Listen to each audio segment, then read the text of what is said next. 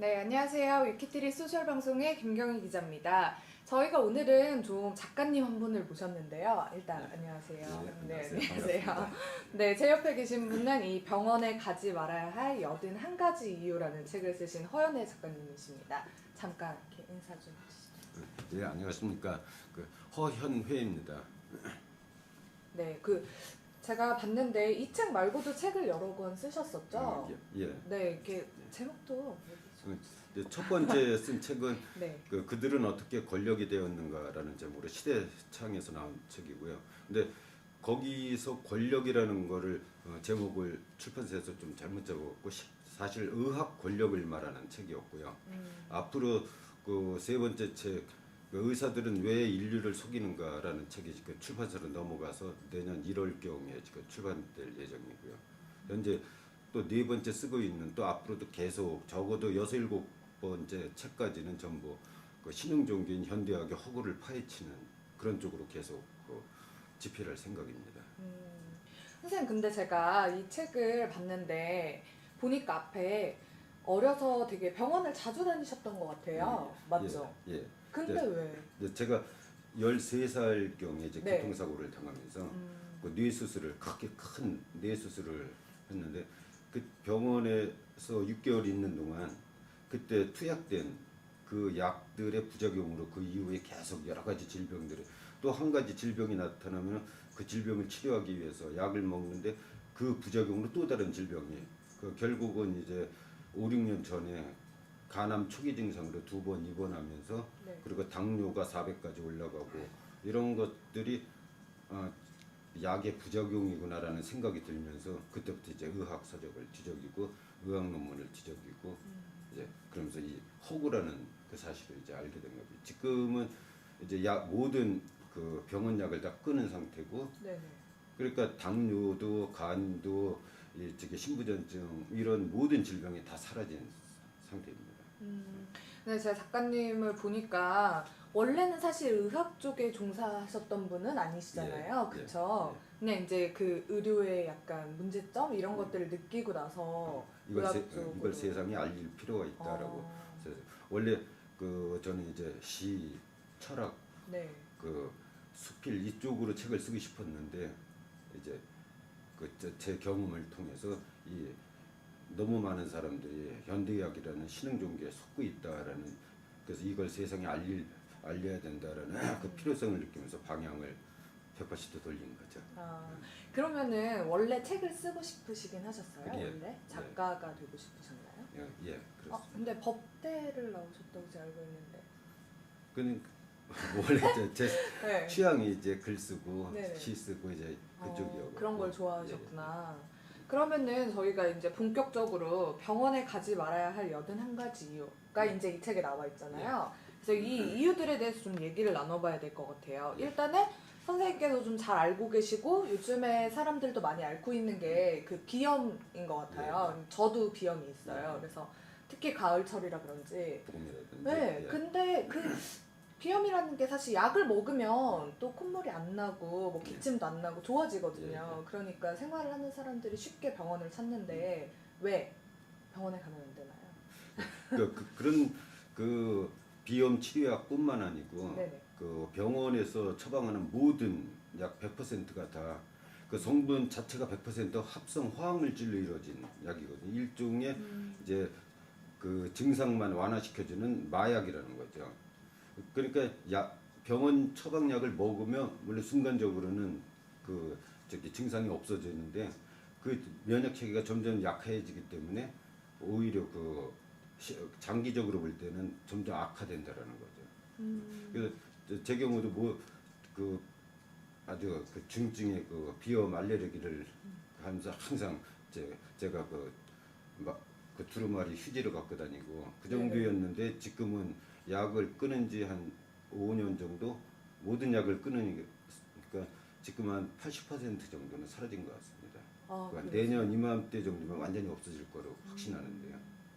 그러면 혹시 사실 뭐 말씀하신 것처럼 두루마리 휴지를 가지고 다니셨다 이러셨잖아요. 뭐 저도 하루에 두루마리 휴지를 다 쓴 적도 있어요. 계속 코풀 해야 되니까. 그러니까 이런 사람들인데 사실 뭔가 대처 방안이 없이 아, 병원 약이 안 좋다. 약이 안 좋은 건 알고 있지만 사람들 입장에서는 그래도 일단은 이 콧물은 나지 말아야겠다. 이런 느낌이 있으니까. 그래서 약간 그럼 어떤 다른 뭐 방안들이 있나요? 병원에 가지 않고도? 이게 제가 그 연구한 내용이라든지 제 네네. 경험상 가장 그 유일한 대안은 어쨌든 약을 끊는다는 거죠. 약을 어, 끊어야 되는데 각자 자기 상황에 맞춰서 서서히 끊는다든지 네. 끊을 경우에도 있고 어느 경우는 단숨에 끊어야 하는 경우도 있고 가장 어쨌든 빠른 속도로 약을 끊는 게 그 유일한 치료 방법이라는 거죠. 그러니까 약을 끊어야지만 예, 나을 수 나을 수 있다. 있다라는 거죠. 그러면 그 혹시 직접 이제 약을 끊어보셨으니까 약을 끊는 그 과도기라고 해야 될까요? 그 기간 동안에는 어떻게 견디셨어요? 참 힘들었죠. 어, 그 한 4, 5년 정도 네네. 계속 콧물 나와도 그냥 음, 두루마리 휴지 갖고 다니면서 네네. 이렇게 그냥 약을 참고 그걸 음, 풀어대고 그리고 서서히 그 작년보다는 올해가 좋고 어, 5년보다는 내년이 좋고 이런 네. 식으로 서서히 좋아지는 걸 느끼고 있습니다. 조금씩 예. 계속 나아지는. 그러면은 저희가 이제 이건 개인적으로 제가 궁금해서 비염을 여쭤봤던 거고요. 이 책에 보면은 왜 병원에 가면은 CT 찍고 예. MRI 찍고 검사 참 많이 하잖아요. 특히 뭐 조금 교통사고 여기 교통사고 나보셨다고 나와 있어서 아시겠지만 저도 나면 일단은 가자마자 제일 먼저 하는 게 예. 엑스레이, MRI, CT 예. 이렇게인데 이거에 대한 것도 굉장히 부정적인 견해를 예. 밝히셨더라고요. 네, 잠깐 설명을 좀 해주시죠. 그 CT나 그 엑스레이 그리고 MRI 여기서 나오는 그 방사선이야. 방사선이 면역 체계를 무너뜨리는 가장 그 치명적인 그 독성이거든요. 그, 결국 그런 의사들이 자꾸 그런 거를 찍으려고 하는 거는 그 또 사실 CT나 엑스레이, MRI로 그 질병을 찾아낼 확률은 2, 3%밖에 안 되거든요. 그 몇 어, 가지를 누적시켜서 몇 가지를 다 검사하고 나서 찾아낼 확률이 2, 3%. 2, 3%의 확률을 갖고 오히려 그 환자를 계속 면역 체계를 무너뜨리는 그리고 또 그 비용 MRI나 CT 같은 경우 그 PET 같은 경우는 워낙 고가의 그 저기 그 시술비가 들어가는 그런 검사법이고 이런 것들이 그러니까 미국이나 특히 유럽 쪽에서는 네.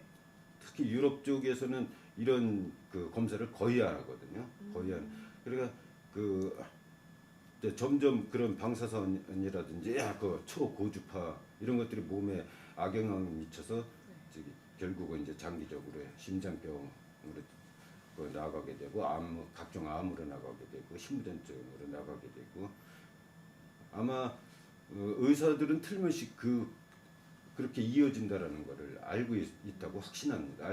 결국 장기적으로 환자를 만들어내는 그 장기 고객을 만들어내기 위해서 계속 이런 필요 없는 검사들을 되풀이하고 특히 이 병원에서 찍은 어떤 그 MRI 영상이라든지 그 CT 영상 이런 걸 저쪽 병원에서 또 안 받아주거든요. 맞아요, 다시 맞아요. 처음부터 다시 찍고 네네. 이런 것들이 결국 장기적으로 그 환자라는 그 고객을 만들어내기 위한 그런 행위라고 하는 생각이 그 강하게 듭니다. 네, 맞는 것 같아요. 저도 이렇게 병원에 가보면 여기서 분명히 찍고 왔는데 검사를 또 아픈 사람인데 다시 또 검사를 예, 해야 처음부터 되거든요. 똑같은 그렇죠. 치료 네. 검사를 다시 하고 그 환자는 되게 피곤하잖아요. 예, 예. 피로감이 들긴 하지만 이제 병원에서 의사들이 CT 꼭 찍어야 돼요. MRI 꼭 찍어봐야지 이거 알 수 있다고 안 예. 그럼 모른다고 이렇게 말씀을 다 하시면 그렇죠. 사실 환자 입장에서는 안 찍기도 예, 모르잖아요. 그 질병을 찾아낼 수 네. 있다고 하니까 결국 이제 환자들은 속을 수밖에 없는 거죠. 그럼 찍지 않아도 질병을 찾아낼 수 있나요? 예, 사실 유럽에서는 그 의학이 가장 발달한 곳이 유럽이나 저 이슬람권인데 이슬람권에서는 이런 자체가 없는 거로 제가 이제 조사한 결과 그쪽은 CT, MRI 이런 기계에 의존하는 그런 그 검사법을 거의 사용하지 않거든요. 그냥 촉진 의사들의 그 진솔한 그 의학적인 경험 이거로 질병을 다 찾아낼 수 있다는 거죠. 물론 100%라는 건 없지만 거의 많은 질병을 이 촉진 그리고 환자하고 대화하는 과정을 통해서 거의 대부분 찾아낼 수 있다는 거죠. 유럽도 거의 그런 방법을 쓰고 있고요. 지금 이 기계에 의한 수치로 환자를 만들어내는 거는 사실 그 미국식 이데올로기라고 생각하거든요. 그래서 의학이 아니고 미국식 이데올로기라는 거죠. 근데 제가 지금 얘기를 나누다 보니까 문득 드는 생각이 선생님 책이 되게 생각보다라고 말씀드리니까 약간 기분이 나쁘실 수도 있지만 어쨌든 그러니까 병원에 가지 말자 이렇게 쓴 책인데 좀 잘 팔리고 있는 것 같더라고요. 그쵸? 네, 그래서 굉장히 잘 팔리고 있는 것 같고 여기저기 찾는 분들도 많고 되게 재밌을 것 같다 이런 의견들이 많은데 의사들 입장에서는 좀 싫어할 것 같아요. 그렇죠. 예. 그쵸? 예. 막 혹시 좀 노골적으로 싫다 이런 그럼- 컴플레인 같은 거 받으세요? 네, 아직까지 직접적으로 그 저기 어떤 항의라든지 네네. 그 욕설 이런 건 받아본 적이 없는데 그 메시지로도 악성 댓글을 여러 번 받았거든요. 그래서 네. 거기에 대해서 하나하나 답변을 하려고 하면 공통적인 게 다 수신 차단으로 돼 있더라고요. 수신 차단으로 돼 있고 거기 이제 카페라든지 이런 데에 악성 댓글이 이제 어마어마하게 악성 댓글이 달려 있는데요. 저는 그 현대의학의 그 신흥 종교를 전파하는 네네. 의사들하고 솔직히 그 TV 앞에서 맞짱 토론 한번 해보고 싶은 그러세요? 그런 예, 그 생각이 강합니다. 저희가 자리를 한번 마련할까요? 예, 그럼 네. 감사합니다. 괜찮으시겠어요? 예. 그 또 악성 댓글이 많이 달린다고 하니까 주로 좀 네, 이 가장 기억에 남았던 거 이건 진짜 설명해주고 싶었는데 말씀하신 것처럼 수신 차단돼 있어서 설명을 해줄 수 없었던 거 어떤 게 있어요? 뭐 특별한 건 없고요. 네네. 다 사실은 그 답변할 가치가 없는 악성 댓글들인데 이제 제가 처음에 받았던 네네. 저 초기에 지금은 이제 그 메시지로 와도 답변을 안 하거든요. 네네. 이것도 차단돼 있는 거 거의 확실하고 그래서 근데 초기에는 오는 대로 이제 성실하게 답변을 하려고 했었죠. 지금은 진짜 데이셔가지고 예. 하기 싫다 이런 예. 느낌 드셨어요? 예. 제일 처음에 딱 악성 댓글 받으셨던 거 뭐라고 하던가요? 저 기억했는데 공통적으로 뭐 미친 놈이다, 정신병자다. 욕이었군요. 뭔가 반박하는 예. 게 아니라. 영혼을 팔아서 돈 버는 게 이렇게 좋냐? 그 국민을 우롱하지 마라. 뭐 전부 이런 식의. 예. 그 곳곳에서 새끼라는 용어가 계속 나오고. 네. 그러면 그 소위 지성인이라는 의사들이 네네. 그런 식의 악성 댓글이 악성 댓글을 다는 거 보면 좀 씁쓸하더라고요. 그게 의사분들이셨나요?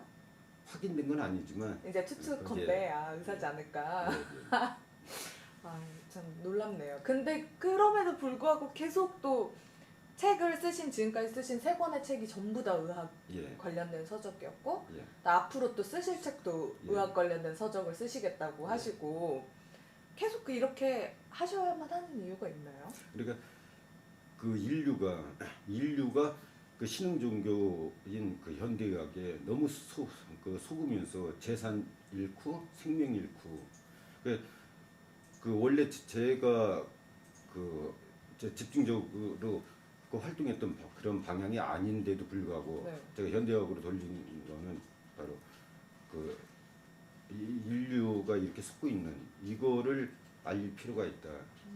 너무 속는다라는 거죠. 결과적으로 재산 잃고 생명 잃고 그 고통 속에서 그러면서 주류 의사들은 자기 지하에 쌓여가는 거 황금탑을 보면서 그냥 즐거워하고 그럼 우리는 인류를 위해서 인류의 건강을 위해서 이렇게 헌신한다라는 그 가면을 그 앞에 내세우고 이런 사실들을 알릴 필요가 있어서 앞으로도 계속 현대학의 허구를 파헤쳐요.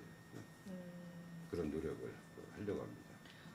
그러면은 저는 사실 좀 궁금한 게 그래도 사람이 이 종합검진이라고 하잖아요. 우리가 그래서 TV에서도 뭐 많이 나오기도 하지만 질병을 좀 조기에 발견을 할 수 있고 그래서 꾸준히 받는 게 좋다. 그래서 저도 이제 종합검진을 이렇게 얼마에 한 번씩 이렇게 받고 있는데 그런 얘기도 하잖아요. 네. 그럼 이것도 역시나 그거 역시 마찬가지인가요? 그 사기라는 거죠.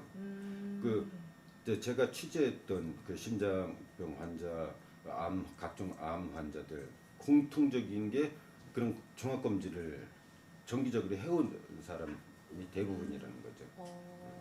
그런 것들이 방사선이 누적되고 또 그런 검사 하나 할 때마다 그 조영제는 치명적인 발암물질이거든요. 네네. 그 엑스레이 하나 찍을 때도 조영제를 그 먹어야 되고. 네. 또 특히 예, 좀 재미있는 일로 네. 엑스레이를 찍을 때는 반드시 이 생식기 부분에는 나판으로 가려야 하거든요. 그렇지만 나판을 건네주는 병원은 단 한 곳이 없죠. 사실 그래요? 그러니까 여성이든 남성이든 생식기는 사실 아주 중요한 부분인데 네네. 그것도 다 그냥 엑스레이, CT로 찍어대고. 그 부분은 처음 알았어요. 꼭 그래야만 네. 하는 건가요? 그게 의학 수칙입니다. 그래요? 우리나라 대한의사협회에서도 그거는 반드시 음. 그 규정으로 돼 있고요. 전 세계가 다. 음. 우리는 그걸 전혀 사용을 안 하죠. 네, 실제로 제가 지키고 있는 곳을 아직까지 제가 간 병원이 물론 모두가 다는 아니지만 아직까지는 없었던 것 같은데 그렇죠. 혹시 직접 네, 한 데도 없어요? 저도 한 번도 나판을 가리고 사진 찍어본 적은 한 번도 없습니다. 혹시 의사분들이 보고 계시면 좀 가려주세요. 소중하니까요. 가려주셨으면 좋겠고 그러면은 일단 종합검진이 그래서 허구다, 사기다 이렇게 말씀을 하셨는데 실제로 그 종합검진을 꾸준히 받았기 때문에 암을 찾아내시는 분들도 있고 그래서 조기 암을 치료하셨던 분들도 있고 그리고 종합검진을 단 한 번도 받지 않다가 암이 말기까지 진행이 돼버려서 뭐 또 안타깝게 뭐 목숨을 잃으셨던 분들도 있고 이런 분들도 굉장히 많단 말이에요. 그렇다면 종합검진을 받아야 하는 것 아니냐 이렇게 반박할 수도 있을 것 같거든요. 물론 그 종합검진을 통해서 질병을 찾아내는 그런 경우도 물론 있지만 전체에서 비중이 2~3%밖에 안 된다는 거죠. 그 늦게 발견했기 때문에 그래서 생명을 단축시켰다라는 그거 역시 허구라는 그 이제 재밌는 얘기가 제 책에 있는데요. 네네. 2004년도에 그때까지 이제 많은 환자들을 취재를 했는데 네네. 2004년경에 그 두 환자가 있어요. 네. 물론 그 장소도 시기도 다르긴 하지만 이제 네. 비슷한 케이스를 대비시킨 거거든요. 2004년도경 4월경에 한 환자는 그 초기 암 진단을 받았고요. 네네. 또 다른 환자 역시 비슷한 시기에 초기 암이라는 진단을 받았고 한 명은 그 전혀 수술이나 항암 치료, 방사선 치료 어떤 것도 하지 않고 그 고향으로 돌아가고요. 그리고 이분은 이제 의사들의 권유에 의해서 수술하고 항암 치료하고 방사선 치료하고 네. 그래서 거의 5년 정도 지난 후에 네. 이분은 이제 돌아가셨고 네. 그 5년 동안 온갖 그 고통 속에 항암 치료를 한번 시작하면은 네. 그때는 견딜 수가 없을 정도로 그렇게 통증을 그 강하게 받는다고 하거든요. 그러니까 온갖 그 초강력도 그 이제 진통제를 그 매일 그 하나씩 먹어야 되고 나중에는 이제 허리에 진통제 분사기로 차고 뿌리는 자동으로 뿌리는 그걸 허리에 차고 계셨고 그러다가 이제 5년쯤 후에 돌아가셨고 한 분은 아무 적이 없이 고통, 통증 이런 거 느끼지 않은 채 이렇게 5년 정도 살다가 5년 후에 그 검사를 하니까는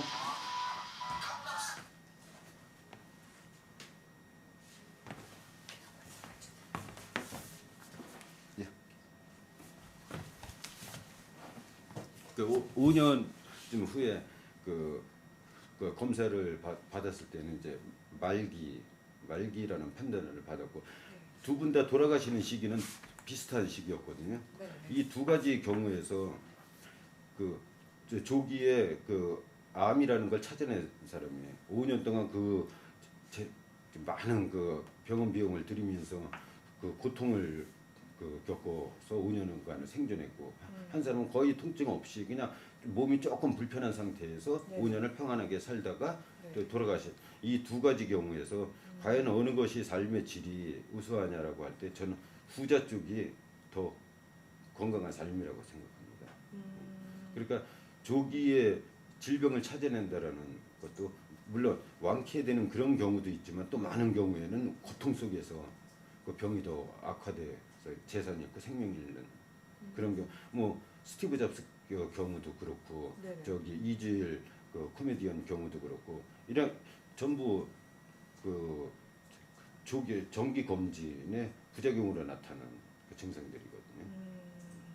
그러면은 작가님, 근데 혹자는 그렇게 말할 수도 있을 것 같아요. 이 그렇지만 그럼 치료를 받지 않고 있어야 하는가? 왜냐면 치료를 받아서 고칠 수 있음에도 만약에 병원에 가지 않아서 그것이 고쳐지지 않았을 때 어떻게 해야 되냐? 이렇게 물을 수도 있을 것 같거든요. 그래서 저는 그렇게 생각합니다. 그 현대의학이 물론 전혀 가치가 없다라는 것은 아니. 현대의학이 해내는 일이 있거든요. 교통사고라든지 뇌졸중이라든지 심장마비라든지 이런 네. 응급 상황들. 응급 상황은 현대의학에 의존할 수밖에 없다고 생각합니다. 그래서 거기서 이제 위기를 넘겼을 때 그때는 가능한 한 빨리 이 전통의학으로 음, 돌아가야 된다는 거죠. 음, 현대의학에 계속 의존할 경우 결국은 또 다른 병이 생기고 암을 하나 그러니까 암 경우도 암으로 죽는 환자는 없거든요. 다 항암제하고 방사선 치료 부작용으로 죽는 음, 죽거든요. 음. 그렇다면 그 시기를 어떻게 판단해야 할까요? 그 시기를 딱 뭐 숫자로 네. 표현하기는 어렵고 네. 스스로가 자기 그 상황으로 견딜 수 있다면은 가능한 한 현대의학의 의존을 되도록 늦게 하는 게 좋다라는 거죠. 음, 조기 검진도 되도록 늦게. 그러니까 조기라는 것 자체가 허구라는 거죠. 아, 검진이 필요하다고 느낄 때는 가능한 한 늦게 하는 게 좋다라는 거죠. 그래야 약의 부작용이라든지 저 기계의 부작용을 더 적게 받게 됩니다. 음. 그러면은 선생님, 의사들은 왜 그렇게 얘기하잖아요. 아, 빨리 찾아내서 빨리 치료하고 뭐 이렇게 확인되지 않은, 그러니까 검증되지 않은 민간요법을 굉장히 경계하고 아무 방법이나 쓰다 잘못될 수 있다라고 얘기하잖아요. 근데 약간 제가 봤을 때 작가님은 약간 그런 요법들이 오히려 화학요법보다 더 낫지 않냐라고 말씀하시는 것 같아요. 근데 이게 그렇게 무분별한 민간요법이 만약에 이렇게 되면 자리를 잡으면 오히려 더 악화되거나 하는 사람들도 나타나게 되지 않을까요?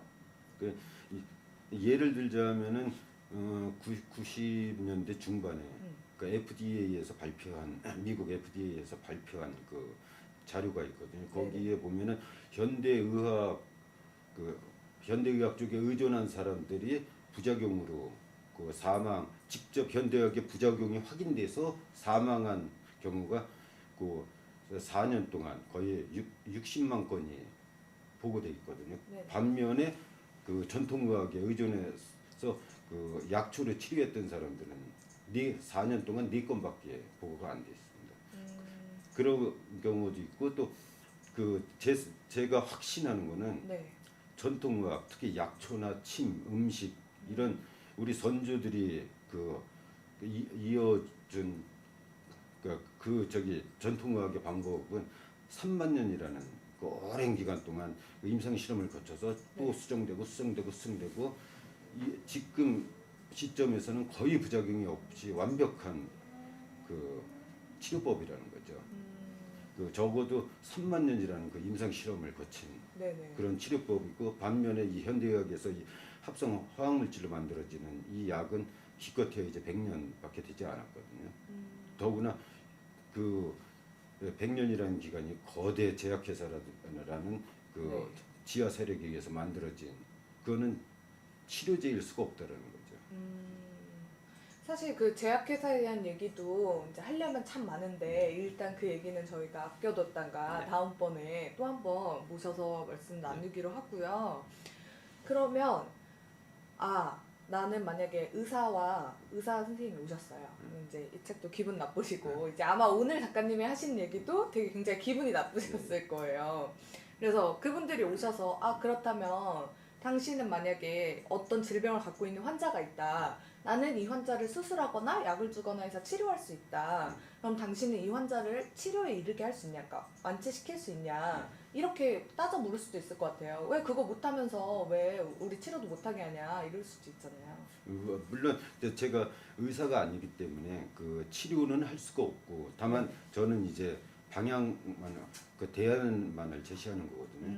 가능한 한 자연으로 돌아가라.